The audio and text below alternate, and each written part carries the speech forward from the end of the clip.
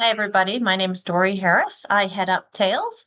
We are a spay neuter group based in Westport. As many of you know, we have our cats at the local Petco's, and we exist by the good grace of our community, our neighbors, and those who are willing to open their homes and hearts within our foster program. So tonight, I just want to give you an overview of what fostering for Tails involves. And hopefully, this will answer a lot of initial questions, and you can reach out to us at any time if you have additional questions. So let's see if I can get my electronic skills in order and start this program. It shouldn't take more than, I'd say, about 25 minutes if you're planning on um, stepping away. Um, as noted, this is a foster program, and thank you very much for attending. All the pictures you see in here are actually pictures of our animals. They are not stock photos, so all of the animals here have been adopted and are living their best lives, their best remaining 8 lives. So let's get started. So who is Tails? We started in 2001, so we're rapidly approaching our 25th anniversary, and we are an all-volunteer organization. We are tax exempt, which means we're 501(c)(3), and we do cats and dogs for spaying and neutering. We are not, somewhat of a misconception that we are an adoption agency.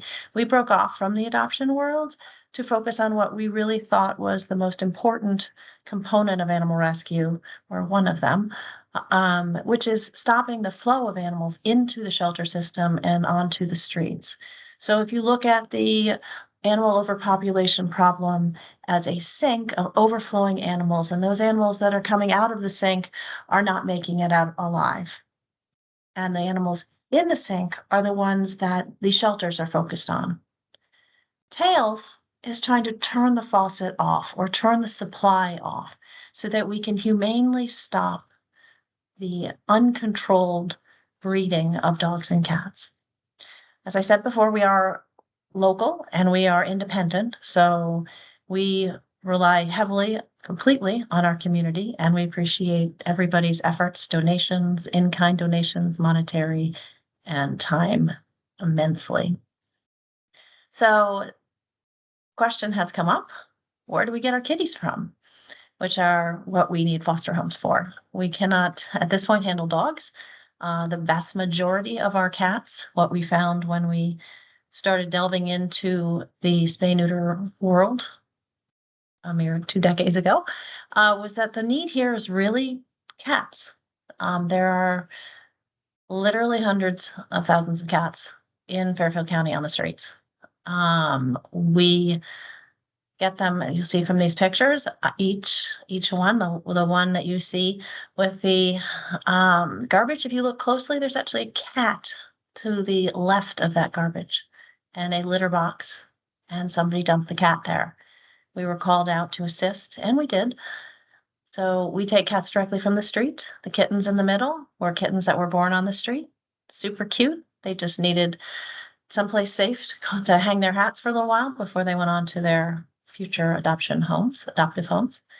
And the metal-looking implement on the far right is one of our humane traps. We use the True Catch traps. We go out and we will trap what's called feral cats or community cats. Those are cats typically you don't see or very skittish. We will bring them into one of our veterinarians, get them spayed, neutered, vaccinated, and then returned to their cat caretaker with the understanding that that cat caretaker will continue to feed and watch over that cat or the colony where the cat came from. If the cat turns out to be friendly or has kittens, that's where the foster program kicks in. If it weren't for our fosters, we wouldn't have any ability whatsoever to save these little kitties. They range in age, they range in temperament. They sometimes come with their mamas and they're still bottle feeding. Others are adults and have been dumped. Kittens, those are anywhere up to about 12 weeks of age. We are always looking for foster homes for. So we get them straight from the street. And when they when we have what we call kitten season, which runs basically from late March to November, depending on the weather and the season, we have kittens everywhere. Keep in mind, each one of these pictures is realistic. I mean, those are our kittens. We bottle fed them. We put them in foster homes. Upper left, we have a mama and kittens, even though she looks like a kitten herself. Upper right, bottle feeding. They run in ages and they run in temperaments, like I said, but they come out of the woodwork, unfortunately. When the people who have been feeding cats during the winter and suddenly that cat comes back with 5 kittens in tow. And it's unrealistic, really, to expect a concerned citizen to be able to afford or have the tools needed to raise a family of 6 cats suddenly. So that's where we try to help as many as we can. And they're everywhere. So we do have some foster home requirements, and we do need space needs, obviously. It doesn't take much. A spare bedroom, a bathroom, a den, even a crate. Crates come in handy when the smaller they are, the more likely they are to be needing to be in a crate. It's safer for them. It's easier to handle them. Crate, as you might understand, doesn't take much room. So if you have, a bathroom that you can spare with a crate in it, a dog-sized crate, and has enough room for a litter box and some bedding and some toys, maybe put a shelf in there, a metal shelf across there, and then it's just a matter of spending love time, giving them food, making sure they're warm and cared for and, and healthy. So it doesn't take much room. Supplies, food, litter, what you would expect for a cat if you owned it. We can supply those food, litter box, as you see on the screen, toys and scratchers. But of course, all donations are welcome because all of these um, items take money. And then, of course, the time for care and loving socialization. So, in other words, if you were working full time and out of the home you commuted to New York City and were gone for 12 hours, we wouldn't be able to give you, a litter of kittens because they require a lot of attention and play. Sometimes I'm off to say that our best foster homes are those with kids because kids love to play with kittens. Of course, they have to be handled carefully, and there has to be a healthy dose of respect and adult supervision to make sure that nothing, they are not toys, so they need to be cared for, but they get a lot of socialization with teenagers and young adults. So these are 3 more cats that ended up through our foster program and then into our Petco space. So in addition, what we can provide to you, other than what was on the previous slide, we have something called Maddie's Pet Assistant, which is an email tracking system that you will get. It's a resource. It gives you a survey, and you answer some questions. And based on your response, it will send you information. It's sort of a early version of AI, I would venture to say, perhaps. But it is also a good resource in case, it's 2 o'clock in the morning and you wanted to read up on something. We also suggest Kitten Lady. If you have not seen or heard about Kitten Lady, I highly suggest you take a look. She's an amazing young lady who has a wealth and depth of knowledge, which is super impressive. I saw her lecture at a big conference, a big animal welfare conference in Florida, and she was amazing. A formidable force for the kitties. We also will give you a foster cheat sheet, which is just a 1-pager, in addition to our foster manual, which just has information about the cat that you're going to get or kittens that you're going to get, and has support tools mentioned above, as well as contact information for your foster mentor. So depending on who is assigned to you and what level cat you have, meaning not only again in friendliness level, but also if you had a bottle feeder or if you had a young kitten, we'd match you up with somebody who knew more about that age cat. Adults are, kittens are cute and they're adorable and they are definite need of playtime. They are a little messy. So if you're looking for a nice, easy cat, adult cats are fabulous to foster. It's not something we can put necessarily a time frame on. We would say a minimum of 2 weeks, preferably, because we don't like to move the cats around. Sometimes we need reprieve time for the cats that we have in Petco, meaning they just come out for a week and then they go back. But, we work with you to try to match up the cats that we have in queue and what you are able to offer. And if it's a match at that time, great. If not, we don't worry, we'll keep you on the list. um, so there are some foster home rules. And if you can't follow these, it's a match. The cats are to remain inside at all times. There are no walks, there are no outdoor time. They remain indoors. These cats are usually have come from the outside and they will probably bolt at the first opportunity. So if you leave the house, they always need to be in a carrier and windows and doors need to be closed. And, we do also ask you that you keep them separate from your other pets just because, oopsies, just because, we don't know how they are with other animals, and there's always that chance that, they could get in a little bit of a tussle. So we try to keep them from doing that. Um, Here, as you can see, we have another very dedicated volunteer and another kitten that was in foster. Um, so how can you help us once you get the kittens? In addition to having them in your home and taking great care of them, you are their best advocate. So we do ask that if you can to take pictures and videos and share those with not only us but the world. You can link back to our adoption application, which is pretty thorough. You do not have to worry about our adoption team giving your kitten or cat away without a thorough overview. We do check personal references, we check the vet reference, we talk to the people. It has to be a match on both sides. Anyhow, so if you can share it on your social media or share it with us, like I said, that would be great. Um, and just a few kind of wrap up type things with the foster homes highs and lows. Um, as I said before, kittens can be messy, so you need to make sure that bathrooms are very good spaces for kittens because they're easily cleaned up and there's not usually there's a window they can look out and they can, as long as you have the water turned off, you're set. They are they're not climbing up the curtains or anything like that. Usually with a lot of toys and a lot of interaction. Kittens sleep a lot, so very easy to have without this. I just warn you just in case. I will say this very rarely happens, but we always feel that we have to warn somebody. If you take a young kitten, they're blank slates. And like I said, it does not happen very often, but this is a possibility.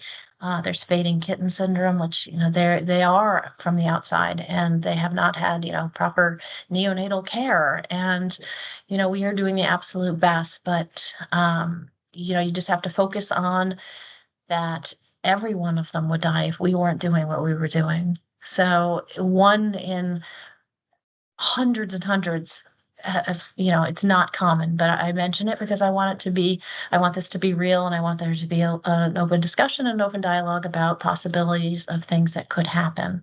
And that is one of them. Saying goodbye, but not in the death sense, but there's going to be a time when you have to turn back the kittens to us so that we can either put them in Petco so they can be featured and then adopted, which is before people say, oh no, I can't put them in there. Keep in mind, a lot of people, that's where they first saw our cats and that's how they're introduced to our cats and they're very well taken care of. We have a fabulous core of volunteers that goes in twice a day, if not more, to take care of them. People check in on them all the time. I get an amazing number of pictures and pings, as other people in our group do as well, about, oh, I just stopped by, look how cute they are, that type of thing from Petco. So it's a great place for them to go. Or they could be adopted out straight from your home, depending on what your preference is. Sometimes we do it straight from Petco. Sometimes they're so popular that we don't get them to Petco. But it is a possibility that they will end up at Petco. And there's a probable 100% chance that you'll have to say goodbye in the end, but know that they are going to a very well qualified, fabulous home and that you made that possible. So it is very important to keep your eye on the end result, which is that you are literally saving lives, because we cannot do this without the help of foster homes. There's just no way about it. Just no other worry about that. So socializing them is the fun part, no question. Play, play, play. Holding them, if it's a cat, sometimes you just sit there and you watch the football game or you watch TV. But that's the fun part. So I can say nothing, can say anything bad about that. Um, we use our vets only, so there's no medical care that you're going to have to pick up. That is something that we take care of with our vets, and we rely on each foster home to tell us if there's anything wrong with that cat or kitten. And if you can uh, give us that heads up as soon as possible, that'd be great. We can probably supply you with whatever medical you need, whether it's just an upper respiratory type medication or if it's something that is a little more serious that requires a vet visit. And that's goes along with the monitoring health. And as I mentioned before, they're strictly indoors. We do ask that if you do have young children, that they absolutely have to be supervised with the kittens. No tail pulling, no, throwing them about. They're not toys. And I know everybody knows that. I just want to make sure I reiterate that. And then we also want to make sure that your animals are safe, and that is achieved by making sure that your cats and dogs are up to date on vaccinations and they are spay neutered. We don't want a neutered dog, with a high prey drive or an unvaccinated cat that goes in and out to have any ability to cross paths with ours and potentially infect them as they are blank slates until they go to the vet for spay neuter vaccines. Just as a side note, we take our cats go to get the kittens go at the age of 12 weeks to get spayed, neutered, and vaccinated. Spayed, neutered, and vaccinated. And that's because rabies is not able to be given to a kitten until he or she is 12 weeks. So that is the reason that's the magical time frame where we switch from unadoptable kitten to adoptable kitten at the 12-week mark. And that's when you have to go back up to that saying goodbye that they may be getting adopted soon. We do have once a month events, and we're partners with North Shore Animal League. They bring out one of their beautiful mobile adoption units, and they park it out in front of one of our 4 Petcos that we work with, and we invite approved adopters and the general public to come on board and view all the kittens and the cats. And if they're approved, they could go home that day. If they're not approved, everybody goes home, and we work on their application, and then they could be adopted right there. It's a lot of fun, and it's great to see them go home. And you are definitely saving lives, and making a difference in your community. So I will leave this here. It is. And you can ping us and either email us at info@tailsct.org. That's info@tailsct.org. Or you can text at 203-222-1992. It was a good year. 203-222-1992.